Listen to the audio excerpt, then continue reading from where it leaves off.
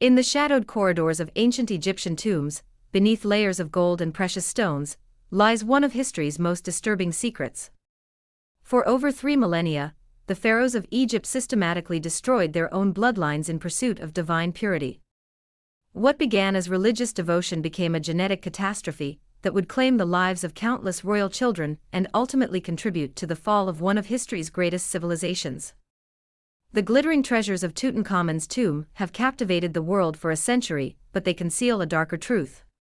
Behind the golden mask lay the malformed skull of a teenage king, whose body bore the unmistakable marks of generational inbreeding. His collection of 130 walking sticks wasn't ceremonial. They were medical necessities for a ruler whose legs could barely support his weight. Ancient Egypt's royal families believed their blood was divine, flowing directly from the gods themselves. To maintain this sacred purity, they practiced systematic incest on a scale that modern genetics tells us was nothing short of catastrophic. Brothers married sisters, uncles married nieces, and cousins united in unions that were celebrated as holy while slowly poisoning the very dynasty they sought to preserve. The practice wasn't born of ignorance or accident. Egyptian royal incest was a calculated religious and political strategy deeply embedded in their understanding of divine kingship. The pharaoh was considered the living embodiment of the god Horus, and his queen often represented the goddess Isis. Just as the gods married within their celestial family, so too must their earthly representatives maintain the purity of divine blood. This belief system created a closed genetic loop that persisted for over 30 dynasties, spanning nearly 3,000 years. Each generation became increasingly vulnerable to the accumulated genetic damage of their ancestors. What the ancient Egyptians interpreted as divine suffering, the physical ailments and deformities of their rulers, we now understand as the predictable consequences of extreme consanguinity. The royal family trees of ancient Egypt read like medical case studies in genetic disorders. Cleft palates, club feet, spinal deformities, epilepsy, and premature death became hallmarks of divine lineage. The very traits that marked a pharaoh as chosen by the gods were often the symptoms of genetic collapse that would eventually claim their lives. Archaeological evidence from royal mummies reveals the full extent of this genetic disaster.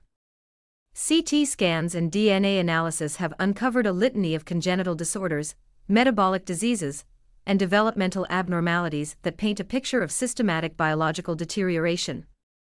The golden age of Egyptian civilization was built upon the broken bodies of genetically compromised rulers.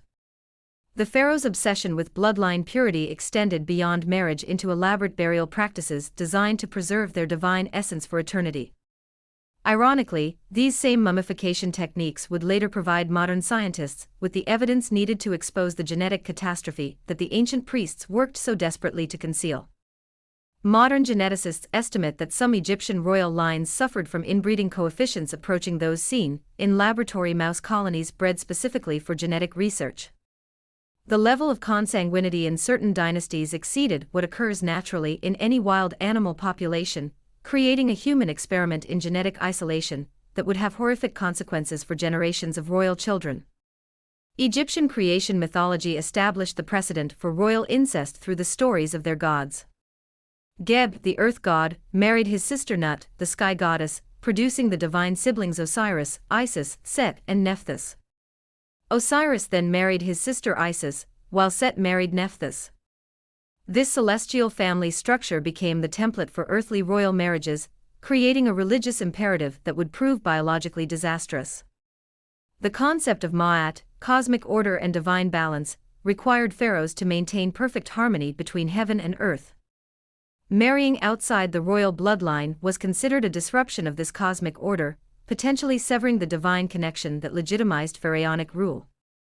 This religious framework created powerful incentives for incestuous marriages even as the genetic consequences became increasingly apparent.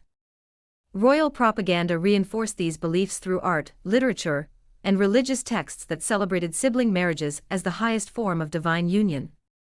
Temple walls depicted royal couples as perfect divine beings, concealing the physical reality of genetic deterioration behind idealized artistic representations. The gap between religious propaganda and biological reality would only widen with each passing generation. The pharaoh's role as high priest of every temple in Egypt meant that royal marriage practices were not merely personal choices but state religious policy. Deviation from established bloodline practices could be interpreted as religious heresy, threatening both the legitimacy of the throne and the cosmic order that maintained Egyptian civilization. Court officials and priests actively encouraged royal incest, as their own power depended on maintaining the fiction of divine pharaonic authority. A genetically healthy pharaoh married to a foreign princess might have ruled more effectively, but would have threatened the religious and political establishment that profited from the existing system of divine kingship. The isolation of the royal bloodline also served important political functions, preventing foreign dynasties from claiming legitimate succession rights through marriage alliances. By keeping succession strictly within the immediate royal family, Egyptian pharaohs maintained centralized control over their vast kingdom and prevented the fragmentation that had destroyed other ancient civilizations. Regional governors and ambitious nobles were effectively excluded from royal succession through the practice of royal endogamy. This created political stability in the short term, but condemned the ruling dynasty to genetic instability that would ultimately prove far more destructive than any external political threat. The economic costs of maintaining genetically compromised rulers were enormous. Royal children required constant medical attention, elaborate supports for physical deformities, and often died before reaching reproductive age, creating succession crises that destabilized the kingdom. The resources devoted to supporting disabled pharaohs could have been used to strengthen Egypt's military or infrastructure. Egyptian medical papyri contain detailed descriptions of treatments for various royal ailments, many of which modern medicine recognizes as genetic disorders common in highly inbred populations.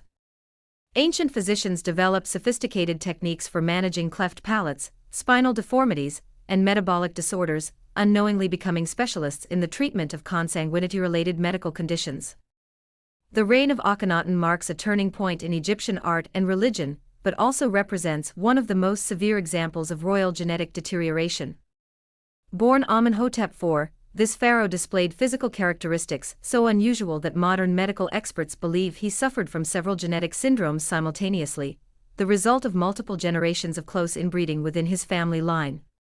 Akhenaten's elongated skull, protruding jaw, feminine hips, and possible hormonal disorders created an appearance so distinctive that he ordered artists to abandon traditional idealized royal portraiture in favor of realistic depictions that revealed his true physical condition.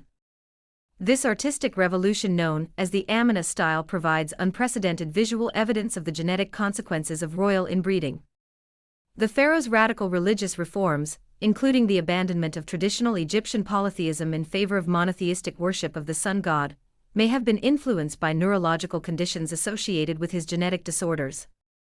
Some researchers suggest that temporal lobe epilepsy, common in highly inbred populations, could have caused the religious visions that drove his revolutionary changes to Egyptian theology.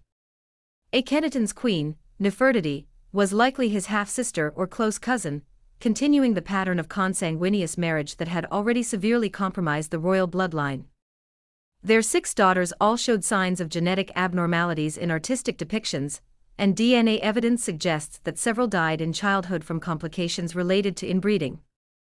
The couple's male heir, originally named Tutankhaten and later known as Tutankhamun, inherited a catastrophic combination of genetic disorders that would ultimately kill him before his 20th birthday. Mummy analysis reveals that this young pharaoh suffered from multiple congenital conditions that made him dependent on mobility aids and vulnerable to infections that would have been minor in a healthy individual. Akhenaten's failure to produce healthy male heirs created a succession crisis that contributed to the collapse of the 18th dynasty. The genetic damage accumulated through generations of royal inbreeding had finally reached a point where the dynasty could no longer reproduce effectively, threatening the continuity of pharaonic rule itself. The city of Amena, Akhenaten's revolutionary capital, was abandoned shortly after his death, and subsequent pharaohs attempted to erase all memory of his reign from official records. This historical amnesia may have been motivated not only by religious conservatism, but also by embarrassment over the visible genetic deterioration that had made the royal family a source of shame rather than divine inspiration. Modern CT scans of Akhenaten's mummy reveal the full extent of his physical abnormalities, including possible Marfan syndrome, Klinefelter syndrome, and temporal lobe epilepsy. The combination of these conditions would have caused the elongated features, hormonal imbalances, and neurological symptoms that characterized his reign and influenced his religious innovations. Akhenaten's legacy extends beyond art and religion to provide modern science with a case study in the extreme effects of human inbreeding. His reign represents the moment when accumulated genetic damage became so severe that it fundamentally altered Egyptian culture, forcing artistic traditions to accommodate the visible reality of genetic deterioration among the ruling class. Tutankhamun ascended to the throne at age 9, already bearing the genetic burden of multiple generations of royal inbreeding. His short life and early death provide perhaps the most thoroughly documented case of genetic deterioration in any ancient royal family. Thanks to extensive scientific analysis of his mummy and the exceptional preservation of his tomb contents, the young pharaoh's collection of 130 walking sticks wasn't ceremonial regalia, but medical equipment necessitated by severe physical disabilities. CT scans reveal that Tutankhamun suffered from multiple foot deformities, including clubfoot, and a missing toe bone that would have made walking extremely painful and difficult without mechanical assistance. DNA analysis of Tutankhamun's mummy has revealed the presence of multiple genetic disorders, including a cleft palate that required surgical repair and spinal abnormalities that cause chronic pain and limited mobility. These conditions, common in children of closely related parents, turned the teenage pharaoh into a living symbol of the genetic costs of royal inbreeding. The pharaoh's immune system was so compromised by genetic factors that he suffered from multiple simultaneous infections at the time of his death. Malaria, which normally causes mild illness in healthy individuals, became a life-threatening condition in a body already weakened by genetic disorders and chronic health problems. Tutankhamun's burial equipment includes an elaborate collection of medical devices, including splints, mobility aids, and what appear to be early prosthetic devices. The tomb's inventory reads like a medical supply catalog, revealing the constant health challenges faced by a genetically compromised ruler in the ancient world. The young pharaoh's marriage to his half-sister Ankhesenamun continued the pattern of royal incest, but their union produced only stillborn daughters whose mummies show severe genetic abnormalities. These failed pregnancies represented the genetic dead end that royal inbreeding had created, making it impossible for the dynasty to continue through natural reproduction. Tutankhamun's death at age 19 ended the male line of Akhenaten's family and created a succession crisis that contributed to political instability in Egypt. The genetic deterioration that had claimed his life also threatened the continuity of pharaonic rule, demonstrating how biological factors could influence major historical events. The exceptional preservation of Tutankhamun's mummy has allowed modern scientists to conduct detailed genetic analysis that reveals the full scope of ancient Egyptian royal inbreeding. Comparison with other royal mummies shows that his genetic disorders were not unique, but representative of widespread genetic damage throughout the royal family tree. Modern medical experts who have examined Tutankhamun's remains estimate that he would have required constant medical attention and mechanical support throughout his brief reign. The resources devoted to managing his health problems would have been enormous, placing additional strain on a kingdom already facing external military threats and internal political challenges. The irony of Tutankhamun's legacy lies in the contrast between his fame as a symbol of ancient Egyptian grandeur and the reality of his life as a disabled teenager struggling with the biological consequences of his ancestors' marriage choices. His golden burial mask conceals the malformed features of a young man whose royal blood had become a genetic curse rather than a divine blessing. The later dynasties of ancient Egypt, rather than learning from the genetic disasters of their predecessors, intensified the practice of royal inbreeding to unprecedented levels. The Ptolemaic dynasty, established by Alexander the Great's general, created a genetic isolation so extreme that it makes even earlier Egyptian royal families appear genetically diverse by comparison. For nearly 3 centuries, the Ptolemaic rulers practiced systematic brother-sister marriage with only rare exceptions. This created a family tree that resembles a genetic ladder rather than a branching structure, with each generation inheriting identical sets of genetic damage from both parents. The biological consequences were predictably catastrophic, producing rulers with severe physical and mental abnormalities. Cleopatra VII, the most famous member of the Ptolemaic dynasty, was the product of at least 8 generations of systematic inbreeding. Despite her reputation for intelligence and beauty, genetic analysis suggests that she likely suffered from multiple inherited disorders common in highly inbred populations, including metabolic problems and possible neurological conditions. The Ptolemaic obsession with bloodline purity reached such extremes that they often married full siblings rather than the half-siblings favored by earlier dynasties. This doubled the genetic damage passed to their children, creating levels of consanguinity that exceed those found in any other human population in recorded history. Court records from the Ptolemaic period describe elaborate medical treatments for royal genetic disorders, including specialized diets for metabolic problems, physical therapy for skeletal deformities, and medications for neurological conditions. The royal physicians became unwitting specialists in the medical management of extreme inbreeding effects. The political implications of Ptolemaic inbreeding were severe, as genetically compromised rulers struggled to maintain effective control over their kingdom.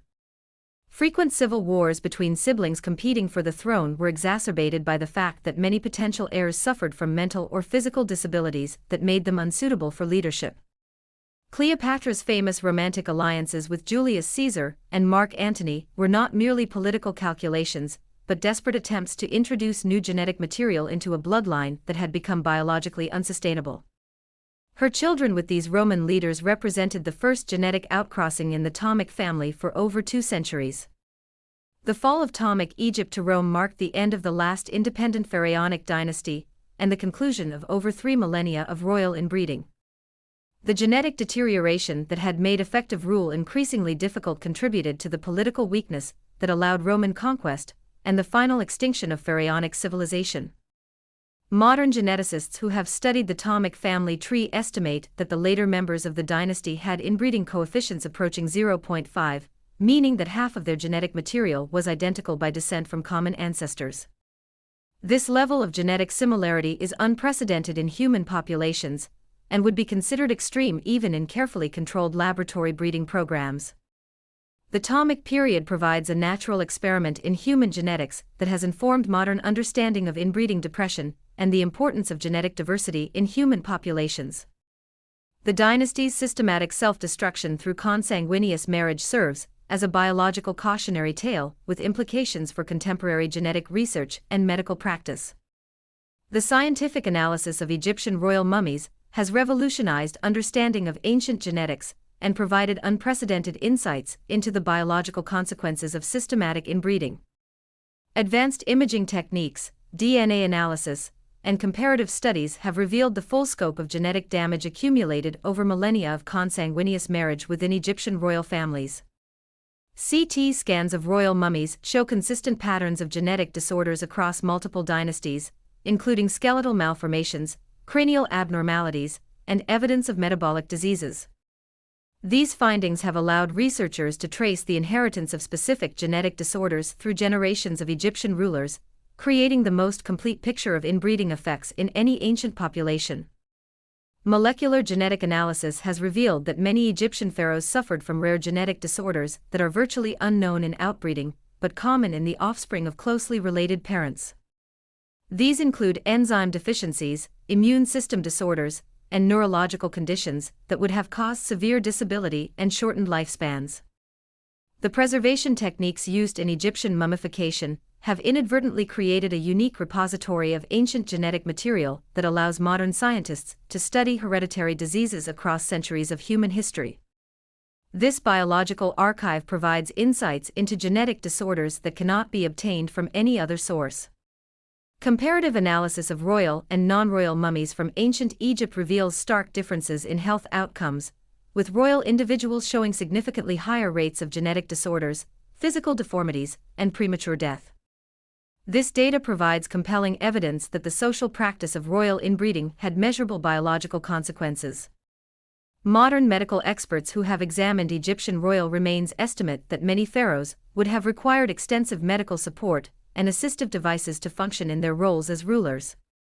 The economic and social costs of maintaining genetically compromised leadership would have placed significant strain on Egyptian society and may have contributed to periods of political instability. The genetic legacy of Egyptian royal inbreeding extends beyond individual health problems to encompass broader questions about the relationship between biological fitness and political power. The Egyptian case demonstrates how cultural practices can override natural selection pressures, leading to the persistence of harmful genetic traits in human populations. Contemporary genetic counseling practices draw heavily on lessons learned from the Egyptian royal experience, using historical examples of inbreeding consequences to educate patients about the risks of consanguineous marriage. The pharaoh's genetic disasters serve as powerful cautionary tales in modern medical education. Research into Egyptian royal genetics has contributed to the understanding of rare genetic disorders, with several conditions first identified in pharaonic mummies later discovered in modern populations. This ancient genetic research has practical applications for contemporary medical diagnosis and treatment of inherited diseases. The continuing study of Egyptian royal mummies using advancing technology promises to reveal even more detailed information about the genetic consequences of systematic inbreeding, as DNA sequencing becomes more sophisticated and less invasive. Researchers expect to uncover additional insights into the biological factors that influence ancient Egyptian history and contributed to the rise and fall of pharaonic dynasties. The tragic story of Egyptian royal inbreeding offers profound lessons about the intersection of biology, culture, and political power that remain relevant in the modern world. For over 3 millennia, one of humanity's greatest civilizations systematically destroyed its own ruling class through genetic practices that elevated religious belief over biological reality, creating a cautionary tale with implications far beyond ancient history. The golden treasures that have made Egyptian pharaohs symbols of wealth and power conceal a darker truth about the human costs of unchecked authority and rigid ideology.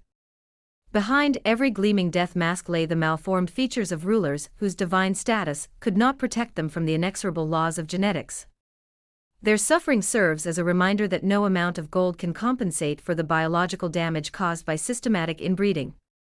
Modern genetic science has revealed the full scope of the Egyptian royal genetic disaster, showing that the practice of consanguineous marriage created levels of genetic damage previously unknown in human populations. The pharaohs became unwitting subjects in a multi-generational experiment that demonstrated the catastrophic consequences of extreme genetic isolation. The persistence of royal inbreeding across 30 dynasties and 3 millennia reveals the power of cultural beliefs to override biological imperatives. Egyptian civilization's commitment to divine kingship created a system that valued religious purity over genetic health, ultimately contributing to the weakness that made pharaonic Egypt vulnerable to foreign conquest.